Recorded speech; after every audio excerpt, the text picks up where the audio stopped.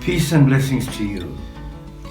Now, this story is a piece of frivolous nonsense in the hopes that it will amuse you. I'd like to think that you'd allow the ghost of a smile to flit across your somber features. It's called The Fat Catholic and the Thin Protestant. Once upon a time, there was a very fat Catholic who was married to a very thin Protestant. Every day for breakfast, the very thin Protestant had a banana and a quick cup of sugarless black coffee before dashing off on his bicycle to work, a 25-minute ride. Whereas his very fat Catholic wife had a glass of orange juice, which he had squeezed before he left, followed by Cocoa Pops mixed with muesli and yogurt, followed by 2 fried eggs, bacon, tomato, sausage and mushroom, plus 2 slices of toast with butter and marmalade, and 2 or 3 cups of sweet milky tea. She then drove to work, a 2-minute drive, 5 blocks away.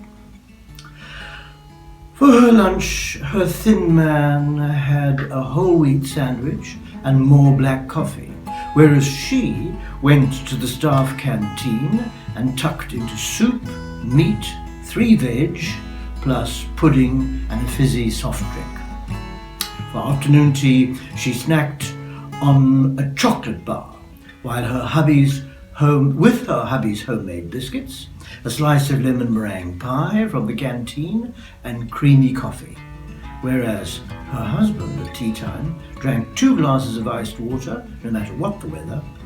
For supper, well, you get the picture. I really mustn't overstimulate your gastric juices. Now, it so happened that on a particular day, the good Lord allowed the very fat Catholic to have a heart attack and the very thin Protestant to have a nasty accident on his bike. I do not say that the Lord caused these events to occur. On the contrary, certainly not. He was tremendously fond of both of them in equal measure, though I believe for different reasons. But nonetheless, he allowed both setbacks to happen.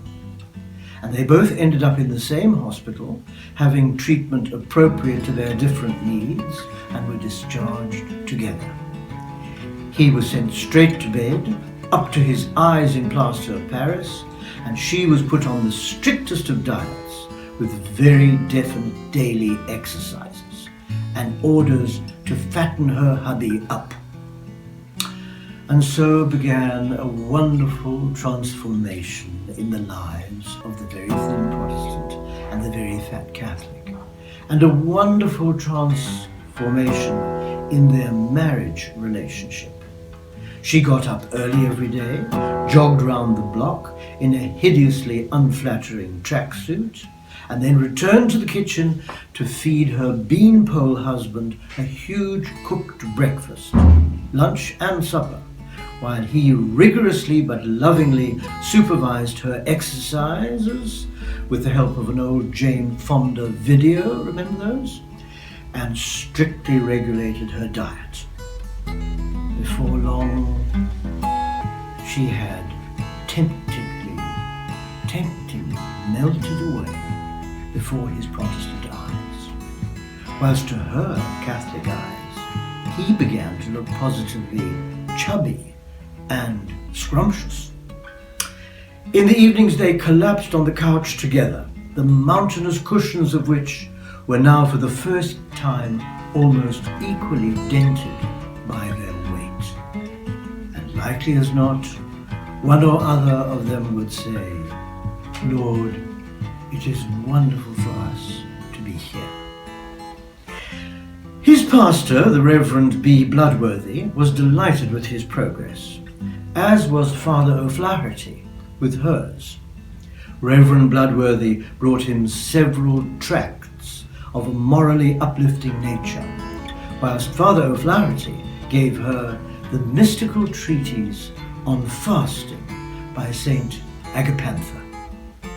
And I believe They lived happily and healthily ever after.